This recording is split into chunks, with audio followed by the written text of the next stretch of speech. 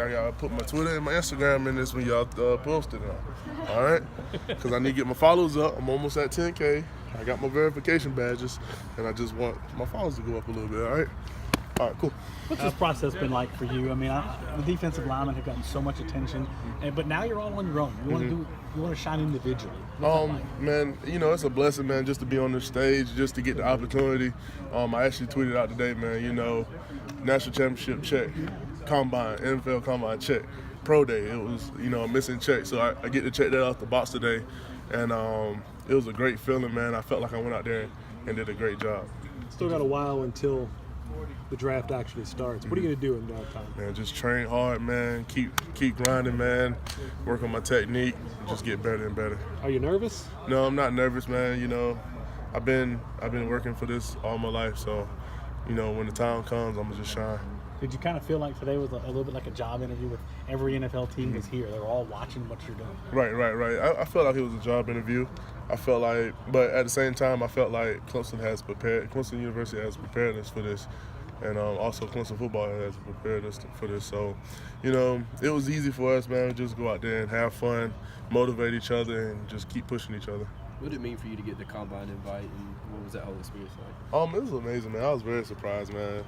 Sometimes I underestimate myself, but I knew when I went there that it was a business trip, and I took advantage of it.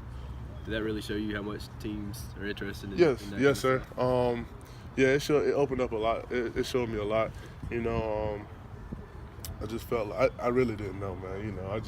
I'm out here grinding, and I really didn't know. So it's just good to feel wanted sometimes, Did you get your name straightened out with them? Oh yeah, I got it straightened out, man. It said on TV. I wanted to say junior, but it's okay though. It's cool. What was the whole story behind that? Yeah, better than Bert. Yeah. What was the whole story behind that? Man, they asked for my nickname, and I put Bert down when I was filling out the papers, and I guess they used that as my first name. So it said Bert Huggins for a whole week, well, a couple of days, and the last day came, and I was like, you need to change this. This is bad. Yeah, this is bad. I'm Albert Huggins Jr. So.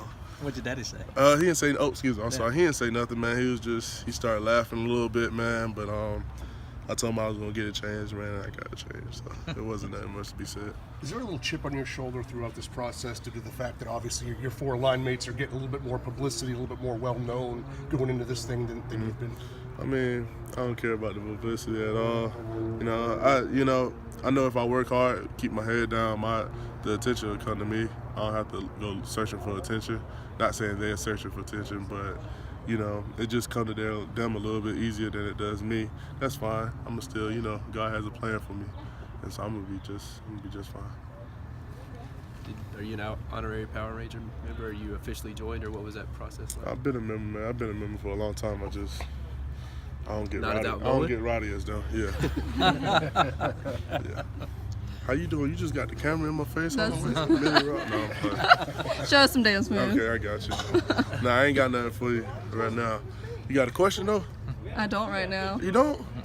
I just want to say, hey, Mom, Dad, I love y'all. Thank you for everything y'all done. I appreciate you so much. Just know I do this for you. And thank you to my family. I love y'all.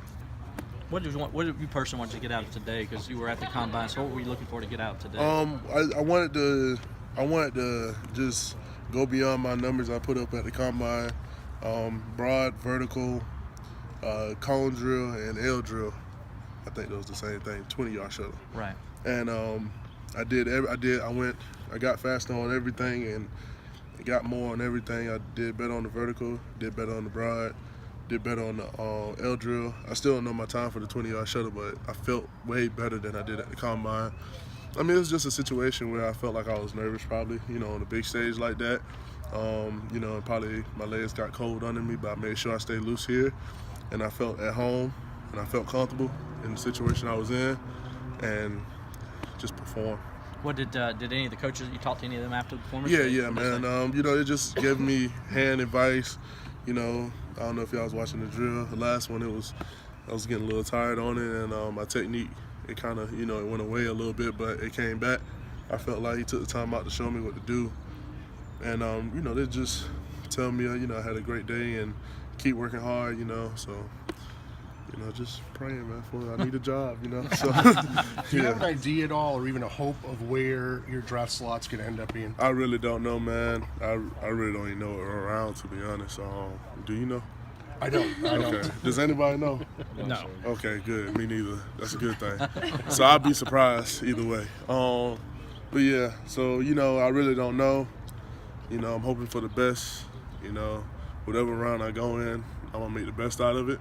I'm going to keep working hard because I know it could be taken away from me very easily. So, yeah. Do you kind of have a goal in mind where I'd like to go here, I'd be okay with going here, this would be a disappointment if I fall below this particular level? Man, my dream wasn't to go first round. My dream was to make it to the NFL, either that's free agency or in the draft. So thank God I got a chance to actually enter the draft and hopefully be somewhere in the draft. But the goal was to make it to the NFL, man, when I was young. You know, so as long as I make it, you know, I promise you, once I get there, I'll keep working. Yeah. You're going to get drafted, but when you see a guy that just yesterday officially, Adam Humphries, undrafted, kind of overlooked in college. That's my dog, You know, right had to sneak onto a roster, and now here he is. He just signed for $36 million. That's my dog right there, Tom. Does that kind of like just really kind of go, man? It's anything's possible. Oh yeah, anything's possible, man. Me and Hump, he works out at the same place I train at, man. We talk every day, man. You know, sometimes we have serious talks, and you know, just talking about how it is in the NFL, how things are, how you have to work, and man, you know, we just kick back and talk sometimes, really. Where are you guys training at? TNT Sports in Williamston, South Carolina. Okay. Yes, sir. That's a unique relationship, a wide receiver and a defensive tackle, isn't it? Man, I mean, we all friends. We all went to Clemson, man. That's the thing about Clemson. You know, you're gonna have a family here, no matter what. So it don't matter. It don't matter if you played in '99. It don't matter if you played in '99 or you played in 2019. We all gonna be family. You know what I'm saying? It's nothing for us to go up to each other and have a connection. When did you first realize this D-line group could be pretty special? Yeah, I've been doing this since 2015, man. You know, I came in with some special guys, DJ Reader and Carlos and Shaq Lawson and Dodd. And man, there was some great guys right there, man. And what we did, we followed what they was putting down, man. And we just kept going, man. Reputation, man, just kept going. How much does that lineage of Clemson defensive linemen make you guys want to be better and be great? I mean, you know, it's you know, nobody wants to like the guys that's here now. Nobody wants to go in the season. And last year we was one of the best defensive linemen, and don't want to go in this year and be like, oh, these guys are trash. You know what I'm saying? So it motivates you to keep going, pushing hard and working hard, man. Make sure you want to show out. You want to prove everybody wrong, because everybody's saying, oh, they're not gonna be as good as they were last year. Prove them wrong. You mentioned you sometimes surprise yourself, and the combine invite surprised you in some ways. What was it like, kind of being in the background a little bit these past few years and just continuing to work hard and stuff? Man, you know, it's been a blessing. You know, I kept my head down, prayed about it, just kept working hard, man. And you know, like I said, God has a plan for everyone. I truly believe that with all my heart, man. God has been blessing me for forever. You know, I'm 21, and He's been blessing me since I was born. You know, sometimes, you know, your blessing might not come when you want it, but it'll come, I promise. So you have to be patient. That's the number one rule. Be patient, man, and just keep believing. Have you learned that even when you're not starting and that kind of stuff, people are keeping a close eye on you and can see your capabilities? Yeah. Of course. I feel like, man, by me not getting a chance, by me not actually having, you know, a full chance to start, you know what I'm saying? I'm not saying I didn't have a chance to start, but just saying I'd say it's better guys in front of me. You know, it's just didn't have, you know what I'm saying, just didn't get the opportunity to start every game. That made me a better person because I had the mentality that I always had to be ready no matter what time it is, no matter what happens. What was it like stepping up when your time came in the playoffs? Man, it was fun. I enjoyed myself, man. I was nervous. I had butterflies, man. I was ready to go, though, man. I was ready to show out because I knew I had it in me. You're from a small town in South Carolina, Orangeburg County. You got a question now. Let's go. Yeah. What's it like going from a small situation like that to a big stage like this? Oh no, that's a good question. I mean, I just took it, man. I just took it full on. You know, Like I said, I've been prepared for this moment for a long time.